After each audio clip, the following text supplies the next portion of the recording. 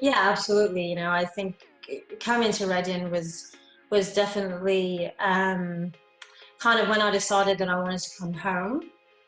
Reading was, you can ask Tash. I rang Tash right away and I was like, "What do you reckon? Like, do you reckon like a loan could happen?" I think a lot of people don't understand how difficult it is to get out of America and get a loan, and have that loan kind of work. You have to have a club that is willing to, one, just take you on loan, not for the whole season. And it's just, in this current climate, there's not many teams that are kind of able to do that. Um, and B, I wanted to be like close to home again, and kind of with people that I've known for a long time. And you know, being in America the last 6 months has kind of been really difficult. It's just a difficult place to be right now, and so I just kind of wanted the opposite of that. Yeah. I didn't want it to be difficult. I wanted it to be kind of like familiarity, really. And thankfully, Reading have been fantastic in their kind of support, of not only the loan, but their support of me personally. And sometimes you just kind of need that, really. And that's why, Reading was such a good fit for me kind of from the get-go, really. Yeah, look, I've loved every minute of it, really. I've got to experience a lot of different kind of leagues, a lot of different cultures, learn a lot of things, which is always nice. I wouldn't change anything that I've done, at all, really. It's really kind of molded me, not only as a player, but as a person as well. Yeah, absolutely. Going to play in Frankfurt and then playing in Lyon and playing in Australia. You kind of look at those kind of three national teams, and you'd go German national team, French national team, Aussie, and then obviously America. And it's such a diverse way of playing football, right?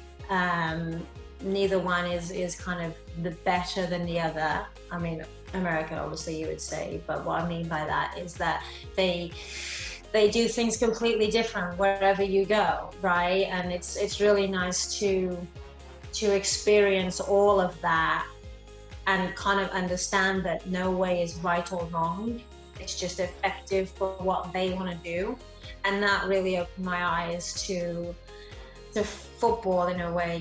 Sometimes we get so narrow-minded in, this is what it should be like, this is what we should be doing, but actually when you go out of your little bubble and you experience so many different things, you kind of realize that actually there's like 10,000 different ways to do something, and as long as it works for what you're trying to do, then it's not wrong, if that makes sense. And so I'm really thankful for that experience more than anything. I think it's actually pretty invaluable. I think that, from last time I was in the league, there was just like 4 full-time contracts per team, and you train twice a week, and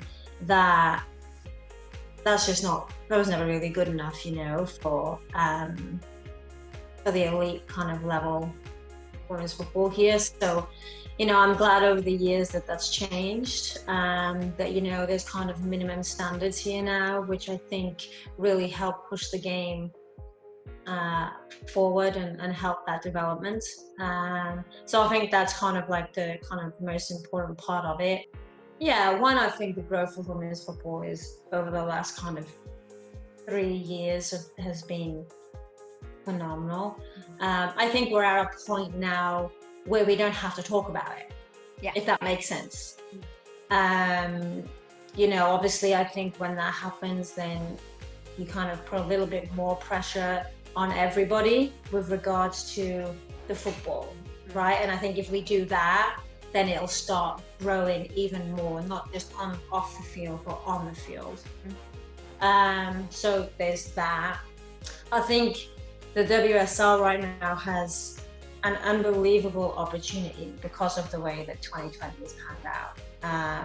They've perhaps got players in the league that probably wouldn't have happened if there was kind of normality.